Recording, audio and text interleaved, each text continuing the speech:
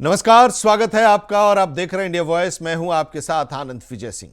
और बात सबसे पहले यूजीसी नेट के 3 विषयों की जो परीक्षा रद्द हुई है उसको लेकर अब सियासत शुरू हो गई है और राहुल गांधी ने अब बड़ा सवाल उठाया है। कॉपी पेस्ट के चक्कर में एनटीए की किरकिरी एक बार फिर से हुई है।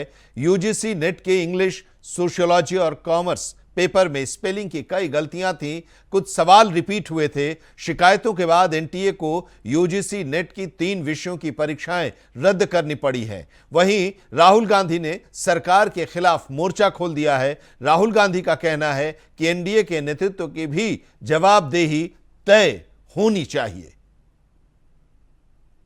एनटीए की एक बार फिर किरकिरी हुई है। एनटीए को यूजीसी नेट के 3 विषयों की परीक्षा रद्द करनी पड़ी है।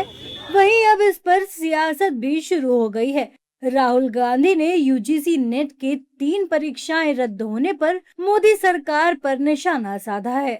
राहुल गांधी ने एक्स पर लिखा, सोशियोलॉजी, इंग्लिश और कॉमर्स के लिए यूजीसी नेट परीक्षाएं 22 से 30 जून के बीच हुई। लगभग 2 महीने बाद एनडीए ने 3 परीक्षाओं को रद्द कर दिया क्योंकि उसने गलत पेपर सेट किए थे और पुराने सवाल दोहराए थे।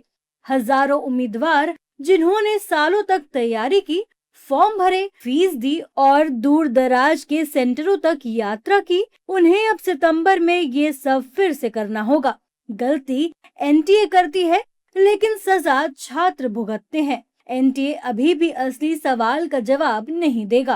क्या परीक्षा से पहले ये पेपर लीक हुए थे? मोदी सरकार के बाकी सभी विभागों की तरह एनटीए कभी नहीं मानती कि उसकी गलती है।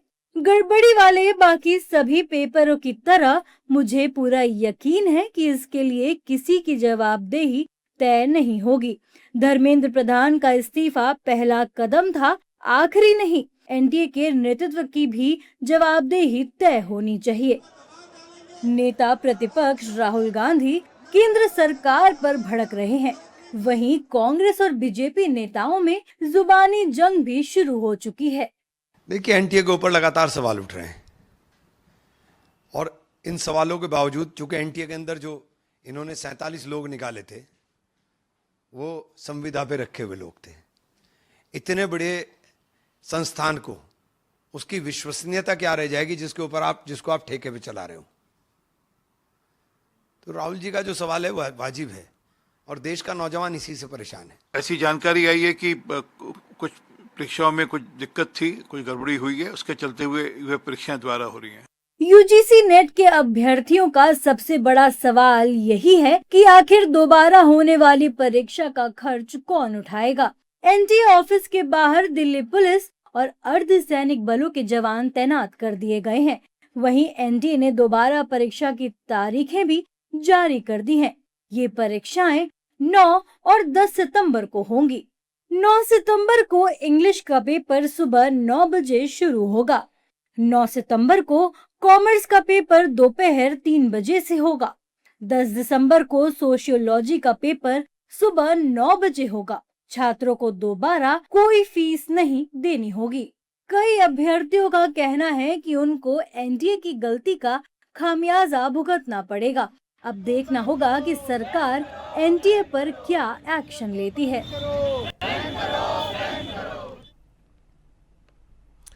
प्रयागराज में भारी बारिश के बाद कई इलाकों में जल भराव हो गया है और आलम यह है कि पुलिस स्टेशन के अंदर तक पानी ही पानी नजर आ रहा है। सड़कों पर जल भराव होने से लोगों की मुश्किलें भी बढ़ गई हैं।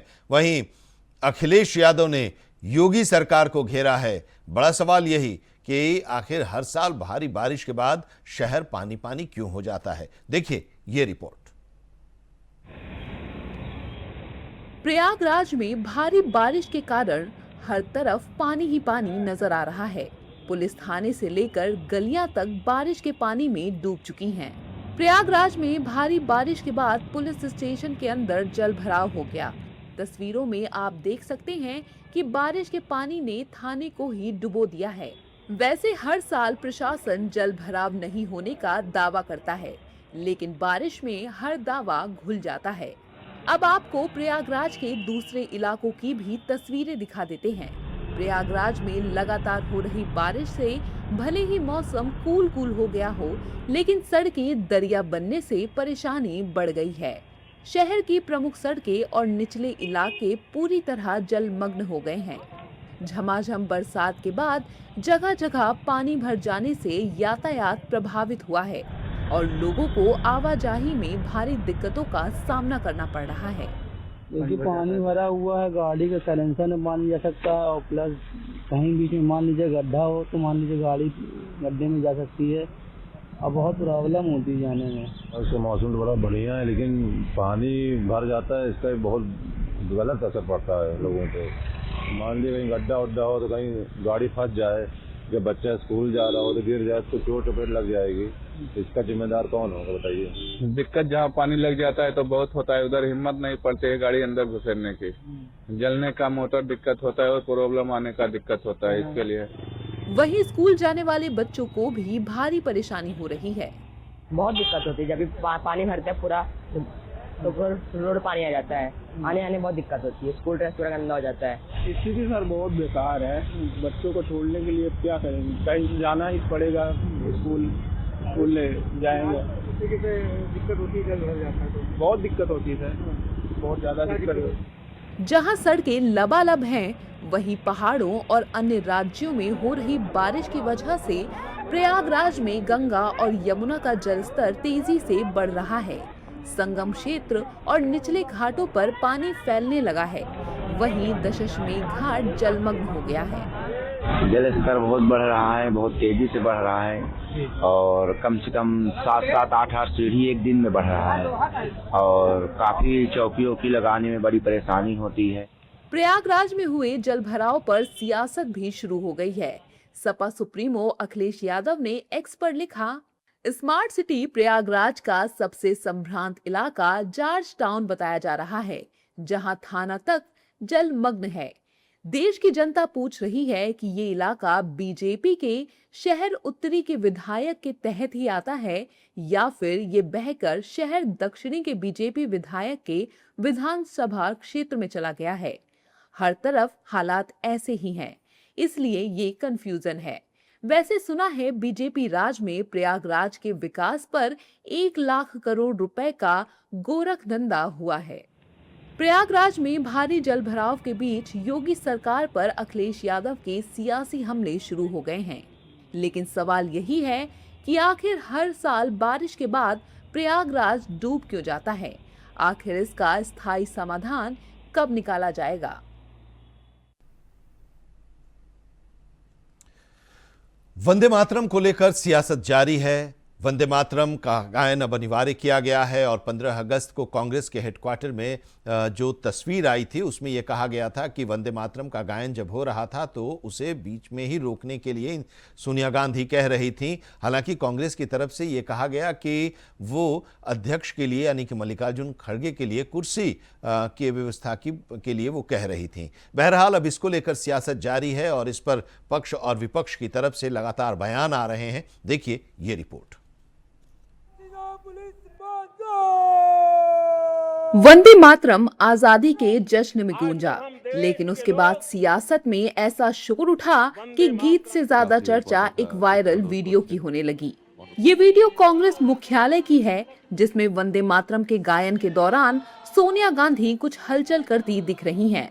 इस वीडियो को लेकर बीजेपी ने सवाल खड़े किए। बीजेपी ने इसे राष्ट्रगीत के अपमान का मुद्दा बना दिया और अब साध्वी रितंबरा ने इस विवाद में अपने अंदाज में एंट्री की है।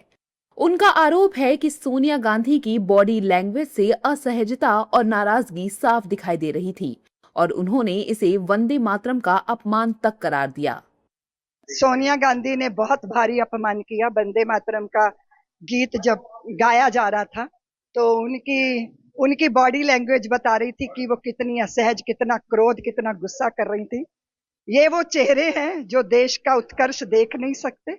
देश के साथ इनका हृदय कभी धड़का नहीं है, लेकिन ये थोपे गए हैं देश की जनता पे। हम लोग भी तो बड़े विचित्र हैं, मानसिक गुलामी में फंसे हुए लोग, और जो हमारे दिल दिमाग पे कब्जा करना चाहते हैं वो हमारे भारत को ही नहीं प्यार करते। वो वंदे मातरम से इतना परहेज कर रहे हैं, तो पूरी दुनिया ने देख लिया। ये तो अक्षम्य अपराध है जो हुआ है। साध्वी रितंभरा ने वंदे मातरम को लेकर सिर्फ सोनिया गांधी पर ही सवाल नहीं उठाए, उन्होंने हाल ही में हुए प्रदर्शनों को लेकर सरकारों को भी घेरा। साथ ही प्रदर्शन के दौरान भद्दे भद्दे अपशब्द बोलने वाले जेन ज़ी को लेकर उनके माता पिता को भी सलाह दी।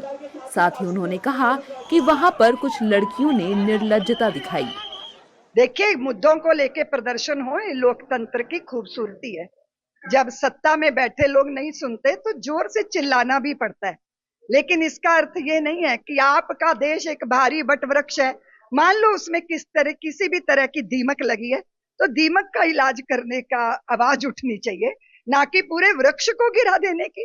भारत को नेपाल बना देंगे, पार्लियामेंट को खत्म कर देंगे, और दिमागी नक्सल वाले लोग कहते हैं कि अब फैसला ही सड़कों पे होगा, तो हम इस देश में अराजकता कभी होने नहीं दे सकते। सोनिया गांधी के वीडियो को लेकर हो रहे विवाद पर कांग्रेस का तर्क है, सोनिया गांधी गीत रोकने के लिए नहीं बल्कि उम्रदराज पार्टी अध्यक्ष मल्लिकार्जुन खड़गे के लिए कुर्सी की व्यवस्था करने का संकेत दे रही थीं। यानी एक तरफ वंदे मातरम रोकने का आरोप, दूसरी तरफ खड़गे को बैठाने की सफाई। सियासत में एक वीडियो, दो नैरेटिव। गलत है, उसका स्पष्टीकरण कांग्रेस पार्टी की तरफ से दे दिया गया है कि वहाँ जो हमारे राष्ट्रीय अध्यक्ष खड़गे जी, चूँकि वो बहुत उम्र दराज है और धूप बहुत कड़ी थी, कहीं उसको कोई उसका स्वास्थ्य खराब ना हो जाए, इसलिए सोनिया जी ने कहा था कि उनके लिए कोई व्यवस्था करनी चाहिए। उसी में वही बात थी और कोई बात नहीं। यानी देशभक्ति का तराजू भी अब टीवी स्क्रीन पर रख दिया गया है। एक तरफ इशारा, दूसरी तरफ सफाई और बीच में सियासत का पूरा वजन। वंदे मातरम खत्म हुआ, लेकिन विवाद का रिपीट टेलीकास्ट जारी है। बीजेपी इसे राष्ट्र सम्मान का सवाल बता रही है, कांग्रेस इसे बेवजह खड़ा किया गया विवाद कह रही है।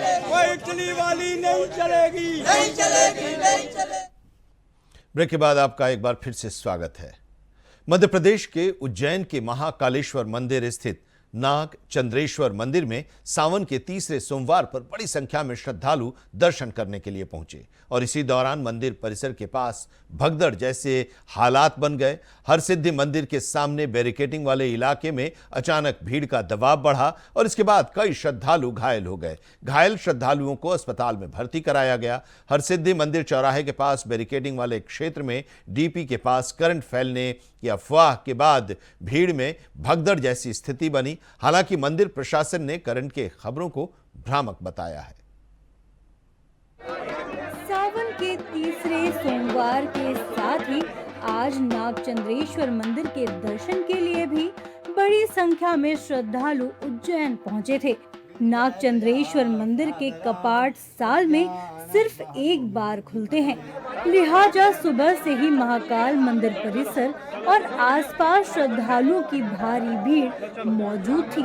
इसी बीच हरसिद्धि मंदिर के सामने बैरिकेडिंग वाले इलाके में अचानक भीड़ का दबाव बढ़ गया। देखते ही देखते भगदड़ जैसे हालात पैदा हो गए। एक दूसरे को बच्चा दब गया है, भले कोई भी हुआ सर, उस जगह कि उठाना चाहिए। मेरा बच्चा ऐसे तड़प रहा था पर किसी ने उठाया नहीं सर, किसी ने भी उठाया सर। बस एक भैया आया जिसने उठाया। मेरे बच्चे की ऐसी हालत है कि एम्बुलेंस में लेके देखे नहीं गया, मेरे बच्चे को ऐसी कंडीशन में लेके आए सर। आधे घंटे तक मैं वहाँ पर पड़ा रहा था रोड पे। क्या आधे घंटे तक मेरा बच्चा घर पे पड़ा रही है। मेरे घर पे फोन आया। घटना यही थी कि उन लोगों ने बोला कि इसको साइड से कर दीजिए, भीड़ ज्यादा है, तो रास्ते में जगह नहीं थी उसको, तो बोले कि इसको ना ये बेरिंग है ना, बेरिंग से नाक के उधर करा दो। तो लोगों ने उनको उठा के इसको उस पार कराया ना, तो उन्होंने छोड़ दिया तो उसको लग गई। भीड़ का दबाव बढ़ते ही कई श्रद्धालुओं की तबीयत बिगड़ गई। कई लोगों के गिरने और बेहोश होने की भी जानकारी सामने आई है। मौके पर मौजूद सुरक्षा कर्मियों और परिजनों ने लोगों को भीड़ से बाहर निकाला। जानकारी के मुताबिक इस घटना में 13 श्रद्धालुओं के घायल होने की खबर है। वहीं सिविल अस्पताल के डॉक्टर्स का कहना है कि श्रद्धालुओं को मामूली चोटें आई हैं। कुछ को तो अस्पताल की ओर से छुट्टी भी दी जा चुकी है। देखिए, अभी काफ़ी समय से हमारे यहाँ कुछ एक दो पेशेंट्स करके आते जा रहे हैं।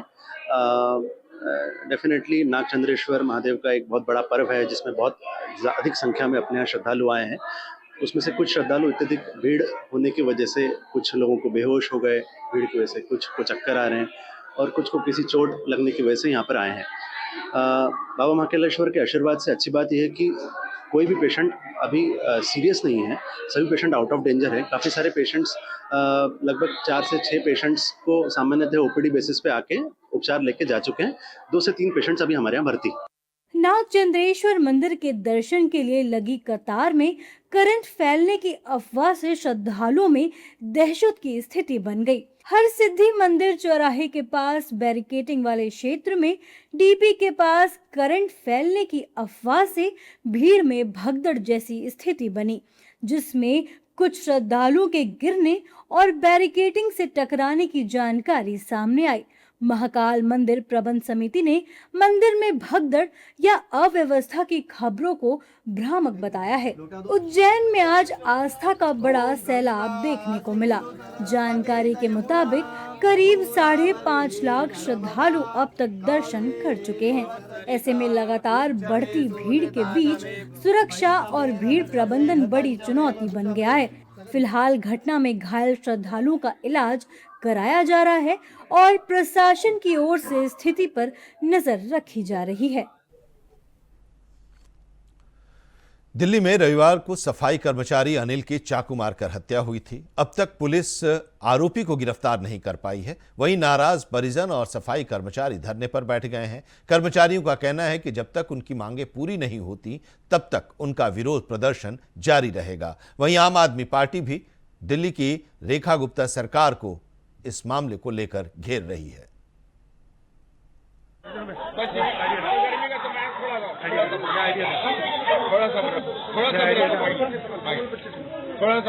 दिल्ली में सफाई कर्मचारी अनिल का कातिल अब तक फरार है।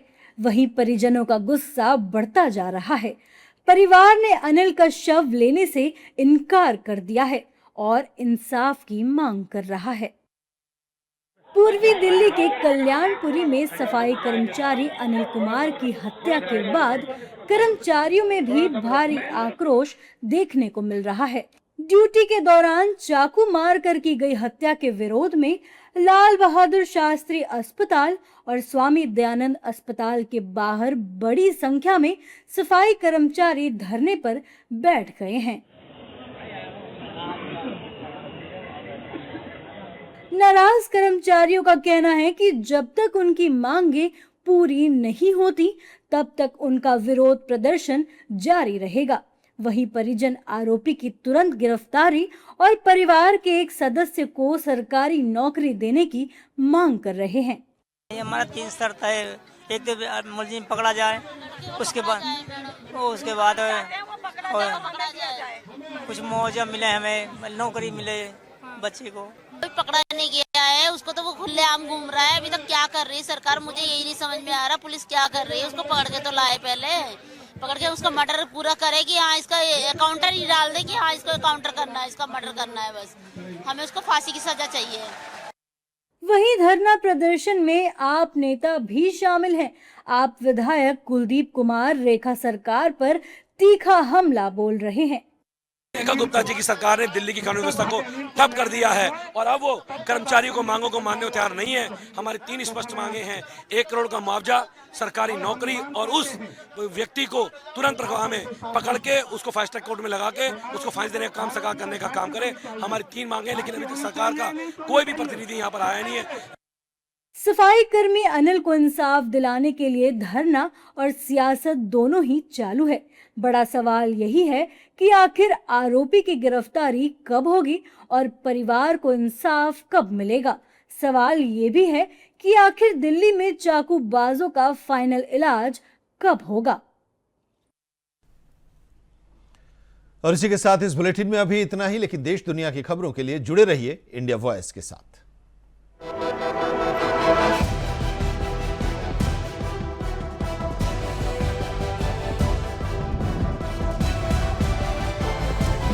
इंडिया वॉइस, आपकी सोच, आपकी आवाज।